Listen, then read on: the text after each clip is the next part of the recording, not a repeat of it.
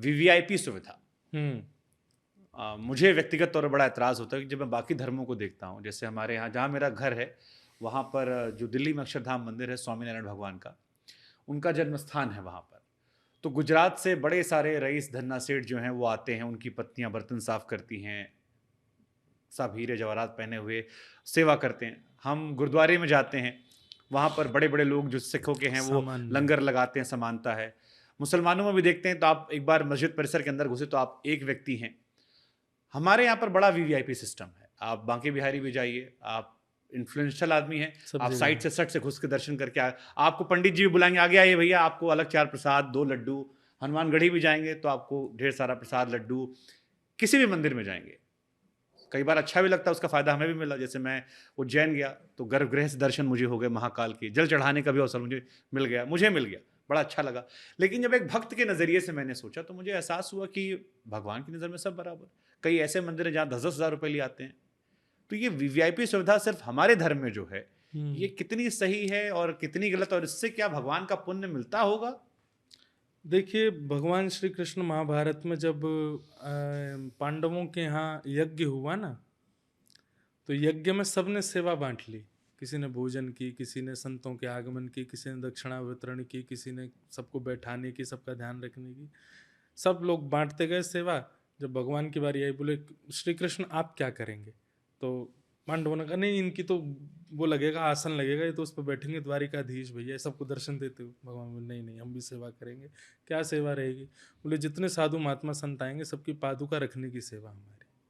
तो श्री कृष्ण बाहर द्वार पर रहे, जितने संत आते थे सबकी पादुकाएं संभाल करके उनको एक जगह स्टॉक कर। ये हमारे ठाकुर जी का स्वभाव है, और हम बिल्कुल विपरीत हो गए। हम लोगों को ये रहता है कि हम जरा से श्रेष्ठ क्या हो गए कि हमको मान मिले, हमको सम्मान मिले। अभी मैं अयोध्या ही गया तो कई लोगों ने मुझसे ये पूछ लिया, जबकि दर्शन की विधा ऐसी थी कि मैं पूर्व निमंत्रित था वहाँ के कार्यक्रम में, लेकिन मैं नहीं जा पाया। तो मैंने केवल एक बार उनको संदेश दिया कि मैं 28 को आऊँगा। तो उन्होंने कहा ठीक है, तो आपको जो निमंत्रित लोगों की जो व्यवस्था थी उससे दर्शन करा देंगे। मैंने कहा ठीक है। पर कई लोगों का मेरे पास इस बात पर बहुत प्रश्न हुआ, फ़ोन भी आए। कई लोगों ने बोले आपको दर्शन कैसे हुए? वीवीआईपी का कोई वहाँ पे कोटा बता दो, कोई हमको फ़ोन नंबर दे दो, कैसे हुए? आपको कितने आगे से ले गए? कितनी देर में हो गए दर्शन? समय कितना लगा आपको?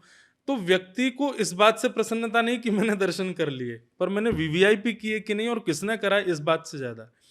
तो ये मान सम्मान और अपने आप को बहुत विशिष्ट मानना, यह भी एक मानवता में आपके मानवता को हनन करने वाली वस्तु है। नहीं, तो मेरा फिर सवाल यही है कि क्या हम्म। इस तरह दर्शन करके, जैसे मैंने भी बहुत बार किए हैं कि आप जर्नलिस्ट होते हो, लोकल रिपोर्टर आपका है, या पुजारी जो है वो भी सोशल मीडिया चलाते हैं, तो कई बार नई पीढ़ी के बच्चों से आपकी जान पहचान होती है, या सिक्योरिटी गार्ड जो रहा।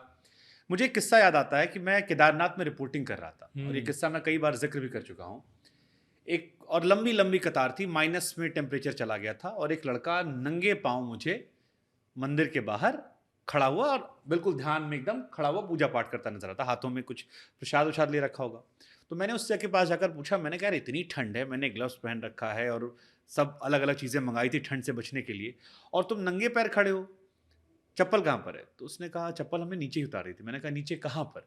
बोला जहाँ होटल था हमारा। तो मैंने कहा किससे आए हो?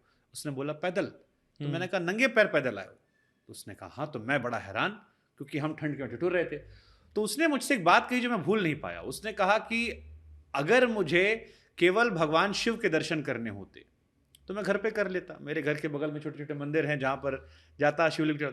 मुझे केदारनाथ के दर्शन करने थे, भगवान यहाँ तपस्या करने आए थे, और तपस्या के स्थान पर दर्शन, तो एक तपस्या के थ्रू में जाऊंगा। और मुझे बड़ी हैरानी भी हुई कि 22-24 साल का वो लड़का, उसकी सोच ने मेरे को थोड़ी देर सोचने पर विवश कर दिया। बिल्कुल सही, ये भावना वास्तविक दर्शन। मैं ऐसे लोगों, ऐसे में क्या कहता हूं, एक होता है कि लाखों लोग केदारनाथ जी को देखने गए, पर लाखों में केदारनाथ जी ने किसको देखा, दोनों में अंतर है। लाखों लोगों ने केदारनाथ जी को देखा, ये सामान्य बात है, पर लाखों में उनकी दृष्टि किस पर पड़ी, ये विशेष है। तो निश्चित है वीवीआईपी वीआईपी, आप चाहे कितने भी बड़े हो, आप कितनी भी जल्दी में हो, आप कितने भी पॉपुलर हो, मैं भी कई बार वीवीआईपी दर्शन कर लेता हूँ, पर उस समय मन में एक भाव आता है कि हमने देखा, इन्होंने नहीं देखा होगा हमको, क्योंकि ये तो वो हैं जो अपने यहाँ राजाओं की कतार को छोड़ करके सुदामा खड़ा था, उसके लिए दौड़ करके भागते हैं, सही बात है। उसको अपने हृदय से लगाते हैं। तो ठाकुर जी को देखना है तो आप वीवीआईपी जाओ, चाहते हो ठाकुर जी देखें तो सामान्य बन के जाओ। मुझे लगता है बहुत बड़ी बात, और ये हमारे तमाम दर्शक जो देख रहे होंगे उन्हें भी इतना ही करना होगा कि आप प्रभु को देखना चाह रहे हैं या आप चाहते हैं कि प्रभु आपको देखें, और प्रभु आपको देखें तो उसलिए आपको उस तरफ जाना पड़ेगा। जी।